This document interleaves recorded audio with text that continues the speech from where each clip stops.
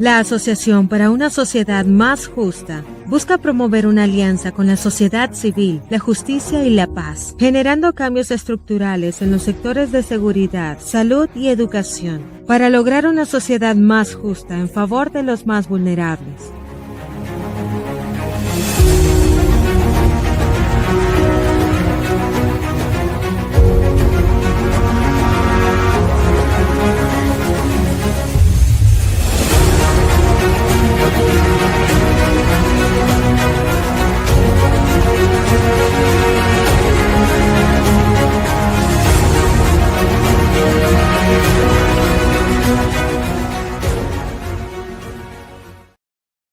Buenos días a todos y todas. La Asociación para una Sociedad Más Justa, capítulo hondureño de Transparencia Internacional, les da la más cordial bienvenida a la presentación de los resultados del Índice de Percepción de la Corrupción 2025. Es importante mencionarles que estamos simultáneamente todos los capítulos de Transparencia Internacional conectados ahora para presentar este índice. Agradecemos la presencia de los medios de comunicación, invitados especiales y también de quienes nos acompañan a través de nuestras redes sociales. El índice de percepción de corrupción es el principal indicador global para medir la corrupción en el sector público y se construye a partir de la combinación de datos de 13 encuestas y evaluaciones especializadas elaboradas por instituciones de reconocido prestigio internacional. Este día contamos con la participación de Juan Carlos Aguilar, director de Democracia y Transparencia de ASJ, quien nos presentará los resultados de este índice de percepción de la corrupción 2025. Lo recibimos con un fuerte aplauso.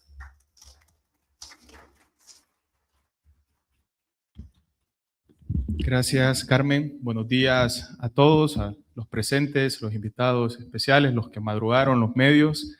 Sabemos que no es un horario fácil, pero es una disposición de Transparencia Internacional divulgar simultáneamente este índice de percepción de la corrupción.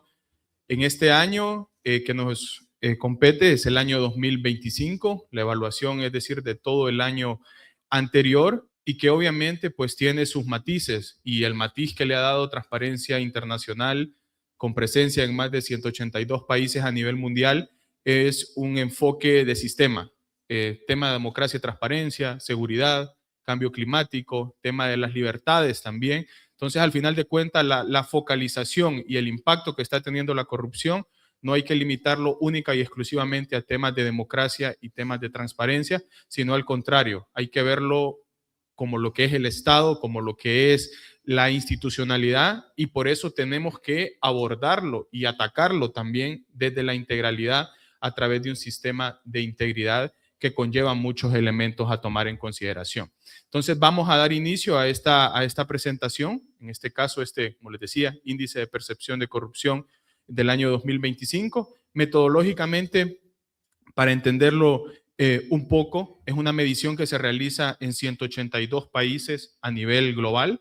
Son 13 fuentes las que se utilizan para elaborar esta medición. Son encuestas, por ejemplo, del Banco Mundial, del Foro Económico Mundial, entre otros, que alimentan no solamente este indicador de corrupción, que es el más utilizado a nivel mundial, visto, ¿no?, desde la perspectiva de corrupción, sino, por ejemplo, de acá salen algunos indicadores que alimentan el índice de Estado de Derecho, el tema de acceso a la cuenta del milenio. Entonces, al final de cuentas, no es un hecho aislado el índice de percepción de corrupción, sino al contrario. Entonces, a nivel de puntaje, entre más cerca de uno esté un país, es un país que es percibido altamente corrupto.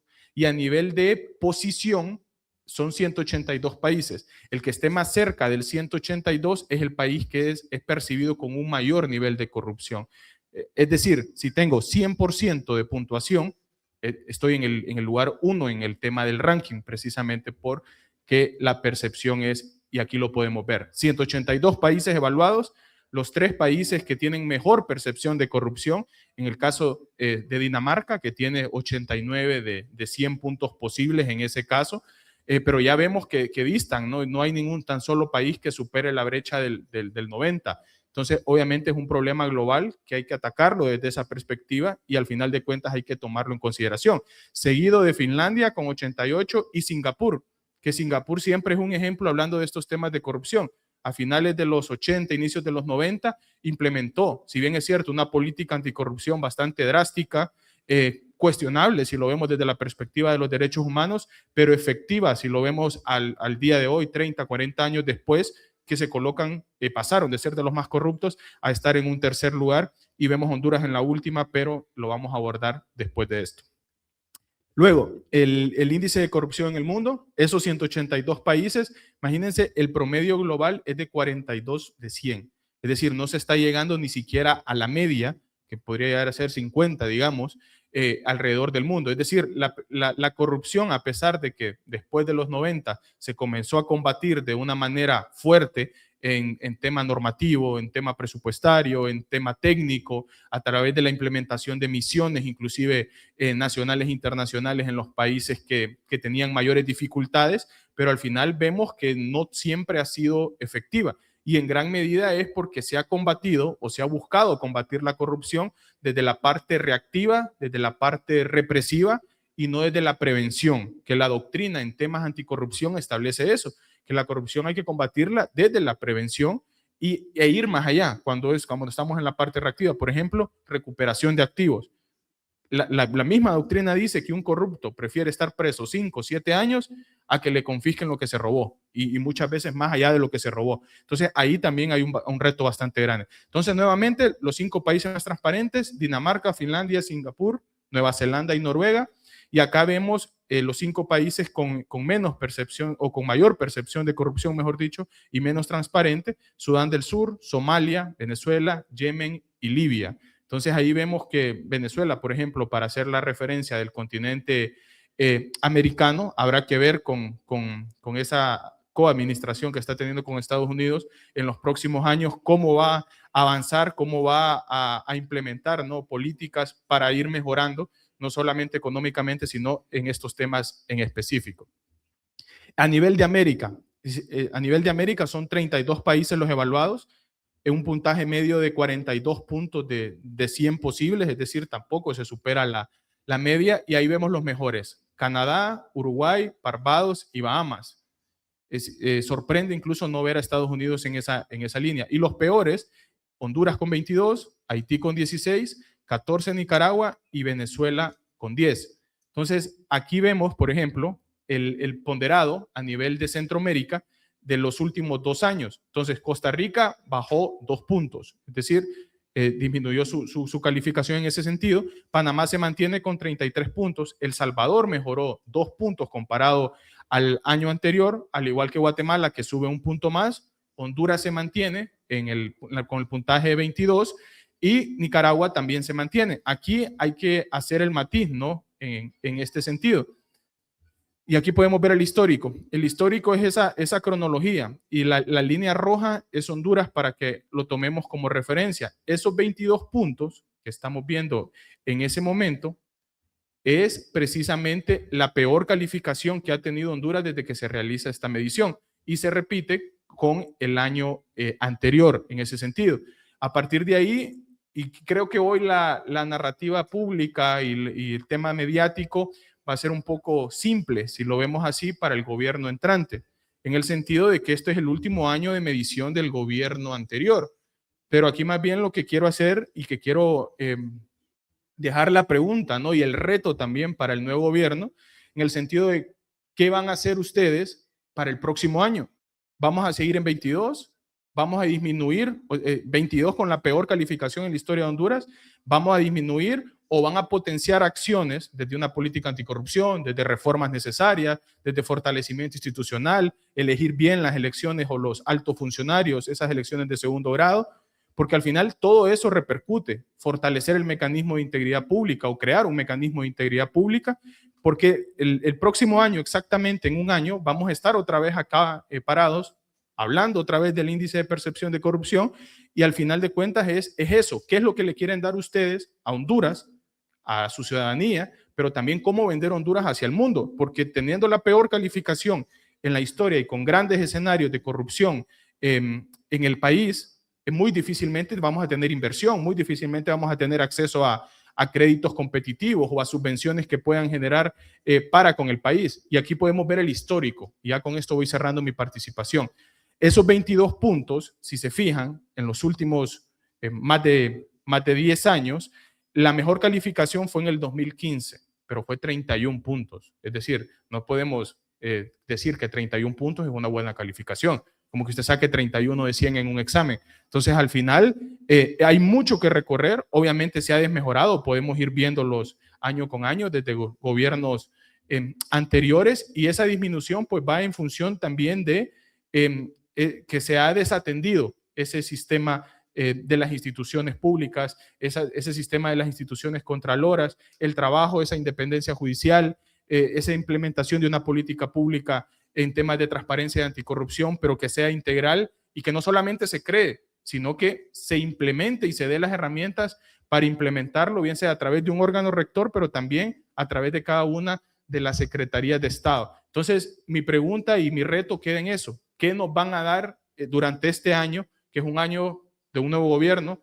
El primer año de gobierno normalmente es de grandes reformas si hay voluntad política, y a partir de ahí nosotros esperamos que esas reformas y esas buenas prácticas que puedan implementar o que puedan desarrollar, o esas malas en el caso, va a venir y va a impactar directamente en este índice de percepción. Y yo sé que el próximo año ya la narrativa y la respuesta gubernamental no va a ser de fue culpa del gobierno anterior, porque este es el año del gobierno anterior. El próximo año, y hay que verlo a futuro, va a ser la medición de este primer año de gobierno. Muchas gracias.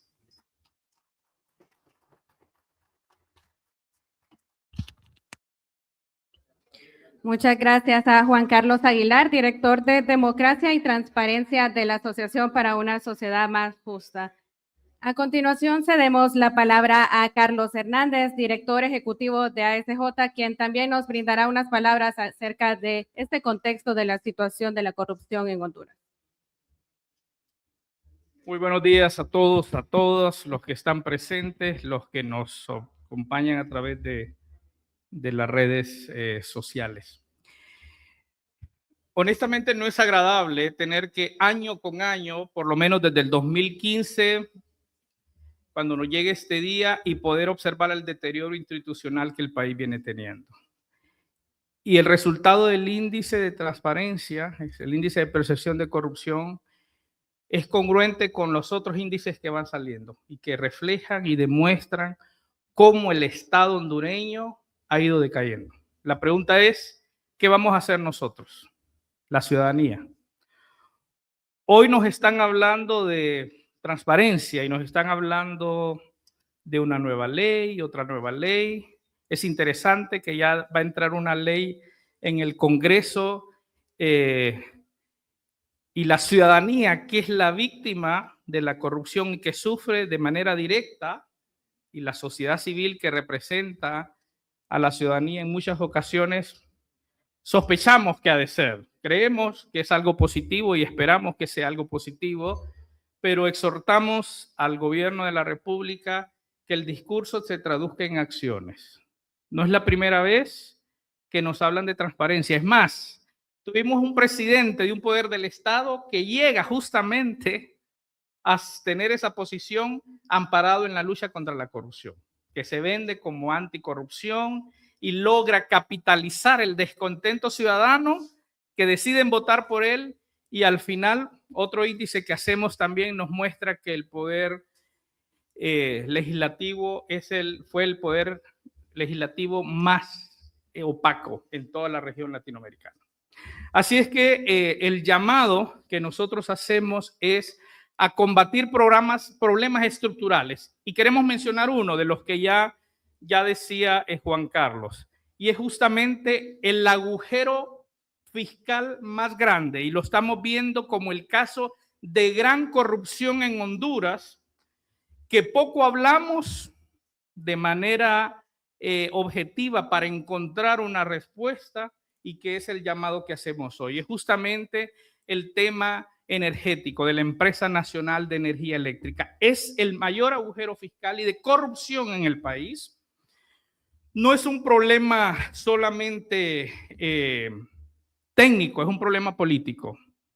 Los políticos a lo largo de los años que llevan a administrar una empresa pública, a sus amigos, a sus parientes, sin la capacidad adecuada, que al final va generando un gran problema. cada gobierno promete arreglarlo. Ojalá que este gobierno lo haga. Por lo menos la narrativa pública todavía no la escucho, pero entendemos que a nivel técnico hay una intención de querer hacer algo para resolver el problema. Estructuras capturadas, sin controles, sin transparencia y manejadas por intereses que no siempre benefician al pueblo hondureño, a las mayorías. Y hay algunos datos interesantes que creo que vale la pena que ustedes puedan tenerlos en perspectiva sobre las cantidades de recursos que tenemos que aportar año con año de las finanzas públicas. En los últimos años, los últimos 4 años, más de 46,000 millones de lempiras se tienen que aportar de las finanzas públicas a una empresa. Eso le quita la oportunidad a las escuelas, le quita la oportunidad a la salud, y el Estado año con año sigue sacrificando recursos, mientras casi de manera generalizada la gente sigue robando. Y eso no es solamente los pobres, ojo, sino que también la clase media y la clase alta. Súmele a eso la mala administración y los problemas internos que se dan. Así es que el llamado que hacemos este día, siempre, sin duda alguna, será el día, será la noticia del día, y se va a discutir mucho, a las autoridades del gobierno, al señor presidente. Señor presidente, no queremos discursos vacíos, discursos bonitos, queremos acciones. Un sistema nacional de integridad donde todo el Estado se involucre. No es un tema solo del Ejecutivo, es un tema del Poder Legislativo, que ustedes han visto la manera como saquearon los recursos públicos, y los últimos 2 días fuimos testigos de las acciones que se hicieron robando el dinero del pueblo. Pero es también del Poder Judicial, una justicia capturada, una justicia que manda al que se roba a sentarse en un sillón y a trabajar en redes sociales, mientras los pobres, los que no tienen recursos, están guardando prisión. Eso también se llama corrupción. Ese tráfico que se hace con la justicia. Un ministerio público sin las capacidades adecuadas, con fiscales capturados, mientras la ciudadanía alza la voz para defender la democracia y la transparencia. Lamentablemente tenemos un órgano contralor mudo, en silencio, que debería de estar acompañando a la ciudadanía en estos esfuerzos para alzar la voz. ¿Y qué decir de un Tribunal Superior de Cuentas, que debería de asumir con mucha valentía, con mucha dedicación, controlar los recursos públicos? Pero no lo vamos a lograr si tenés que tardarte 5 años para tener el resultado de una auditoría sobre un delito que se cometió, o si señalamos al alcalde del pueblo más postergado y lo mandamos a recuperar recursos mínimos, mientras los poderosos no lo tienen. Así es que al pueblo hondureño les animamos a que se unan a nosotros en esta causa. ASJ continuará con valentía, con dedicación, con esfuerzo, haciendo nuestro trabajo, animando y organizando la ciudadanía para que juntos podamos trabajar por una sociedad más justa.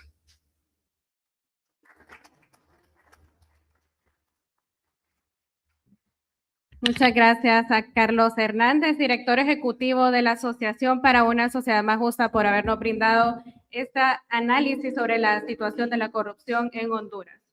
A continuación, también cedemos la palabra a Blanca Munguía, quien es directora de salud de ASJ, y nos brindará algunos datos sobre la situación de la corrupción en el sector salud.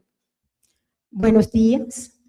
En salud, la corrupción ha sacrificado a miles de hondureños.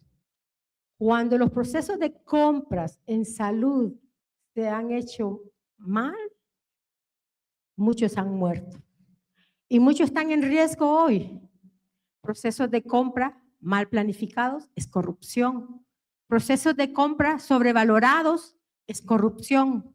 Procesos de compra donde las cantidades se aumentan para favorecer es corrupción.